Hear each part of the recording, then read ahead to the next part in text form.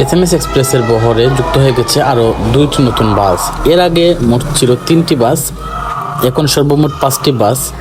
আশা করা যাচ্ছে খুব শীঘ্রই শুরু হয়ে যাবে এসএমএস এক্সপ্রেসের এসি সার্ভিস।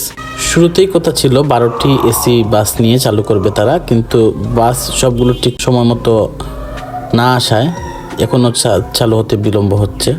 এই এসি বাসগুলো চালু হলে মৌলভীবাজারবাসীর যে আকাঙ্ক্ষা ছিল এসি বাস সার্ভিস তারা পাবে, সেই আকাঙ্ক্ষা অনেকটাই পূরণ হয়ে যাবে। আর এই ভিডিওর মাধ্যমে মৌলভীবাজার বাস সমিতিকে বলতে চাই, আপনারা প্লিজ মৌলভীবাজার বাস টার্মিনালকে অবশ্যই ব্যবহার করবেন। টার্মিনালের ভেতর আপনাদের একটা কাউন্টার করবেন, এটা মৌলভীবাজারবাসীর দাবি।